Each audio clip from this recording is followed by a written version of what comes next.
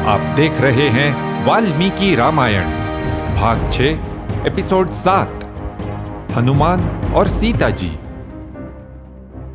सीता जी को जैसे ही होश आया वे सोचने लगीं, मैंने जो सुना क्या वो सच है? श्री राम जीवित और कुशल हैं। उनका दूत यहां मेरे पास आया है। कहीं ये सपना तो नहीं? लेकिन नहीं, जब मैं ठीक से सो भी नहीं पाती तो सपना कैसे देख सकती हूं?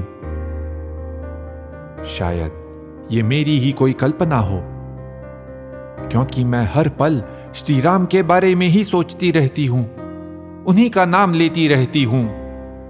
रामेति रामेति सदैव बुद्ध्या विचिन्त्य वाचा ब्रुवती तमेव। क्या श्री राम के प्रति मेरी उत्कंठा के कारण मुझे यह सब सुनाई दिया? तब हनुमान जी पेड़ से उतर आए और धीरे से उनकी ओर बढ़े। उन्होंने आदरपूर्वक पूछा, देवी, आप कौन हैं? क्या आप ही सीता हैं जिन्हें जनस्थान से रावण बलपूर्वक लाया है? सीता जी ने उत्तर दिया, मैं राजाओं में सर्वश्रेष्ठ महाराज दशरथ की पुत्र वधू हूं। मैं महाराज जनक की पुत्री हूं। मेरा नाम सीता है।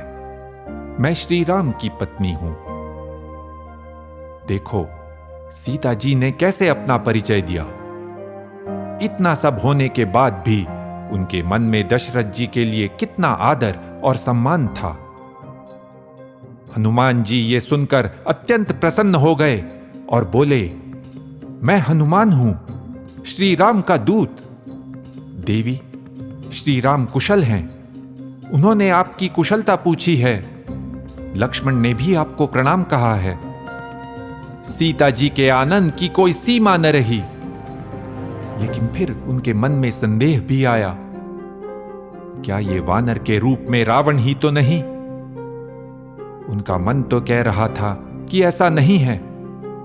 फिर भी आश्वासन पाने के लिए उन्होंने कहा, अगर तुम सच में श्री राम के दूत हो तो उनके बारे में मुझे कुछ बताओ।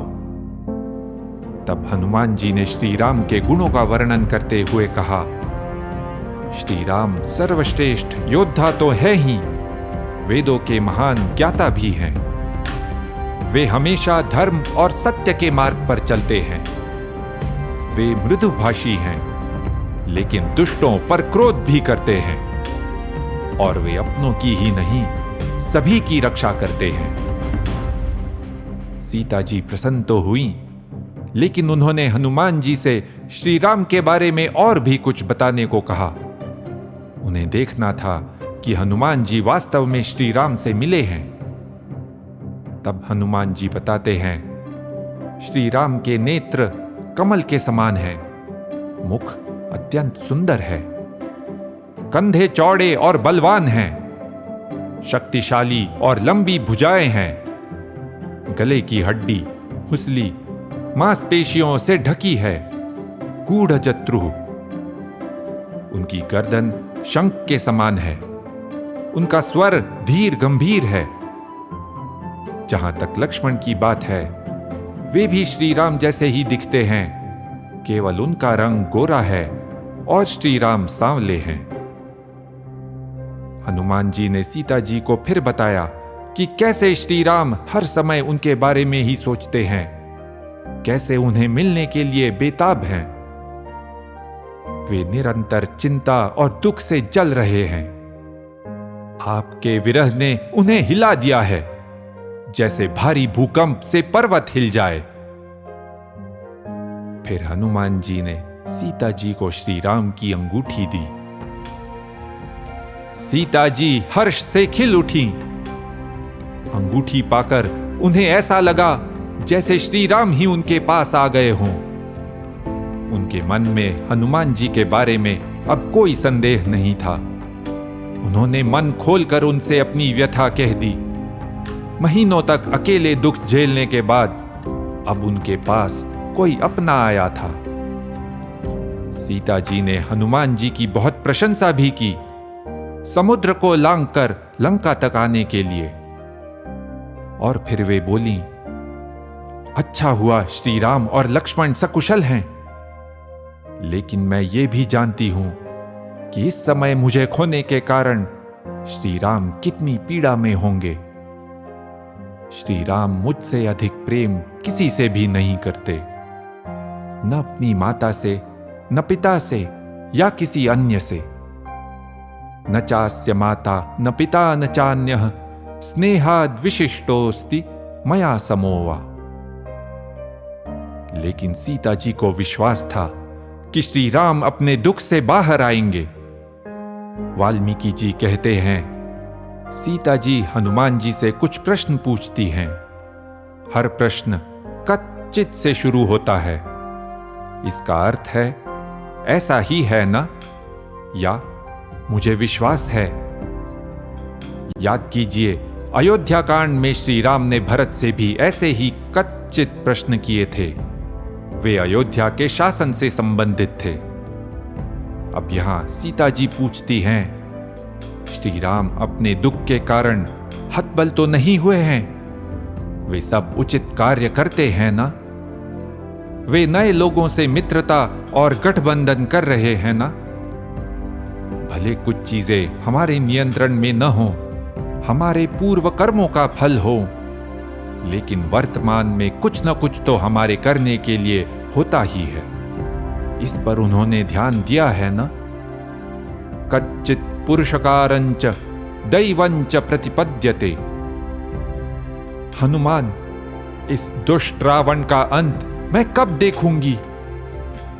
हनुमान जी ने उन्हें आश्वासन दिया, वापस जाकर मैं श्री राम को यहां का सब समाचार बताऊंगा। ये सुनते ही श्री राम बड़ी भारी वानर सेना के साथ यहां पहुंचेंगे और सभी राक्षस मारे जाएंगे। मैं आपको वचन देता हूं कि आप शीघ्र ही श्री राम के साथ होंगी। सीता जी बोली, मैं जानती हूं कि श्री राम राक्षसों को हराने में पूरी तरह सक्षम हैं, परंतु अगर वे 2 महीने के अंदर यहां नहीं आए तो बहुत देर हो जाएगी। रावण निश्चित ही मुझे मार देगा। तब हनुमान जी ने सुझाव दिया कि वे उनके साथ यहां से तुरंत निकल सकती हैं। वे उन्हें अपनी पीठ पर बिठाकर समुद्र पार ले जाएंगे। लेकिन सीता जी ने कहा, नहीं, ये ठीक नहीं है। समुद्र पार करने का बल तुम में है, मुझ में नहीं। और अगर राक्षसों ने हमें देख लिया तो वे निश्चित ही हम पर आक्रमण करेंगे। तब मुझे उठाते हुए तुम उनका सामना कैसे करोगे? सीता जी ने यह भी बताया कि वे अब तक उस चुभन को भुला नहीं पाई हैं जब रावण ने उन्हें छुआ और उनका अपहरण किया। अब वे नहीं चाहती थीं कि पति के अलावा कोई भी उन्हें छुए। अंत में सीता जी ने कहा, श्री राम के साथ आमने सामने युद्ध करने से रावण डरता है, तभी तो वो उन्हें छल से कुटिया से दूर ले गया और फिर मेरा अपहरण किया। लेकिन श्री राम को ऐसा कुछ करने की आवश्यकता नहीं। श्री राम रावण का सीधा ही सामना करके उसका वध करें, वही उनके योग्य है। अब सोचो, सीता जी श्री राम से मिलने के लिए कितनी उत्सुक थीं। फिर भी वे चाहती थीं कि यह सब उचित तरीके से हो, धर्म के अनुसार हो। रावण को उसके कर्मों का दंड मिले, श्री राम उसे युद्ध में पराजित करें। श्री राम की तरह सीता जी के लिए भी धर्म का पालन सबसे महत्वपूर्ण था।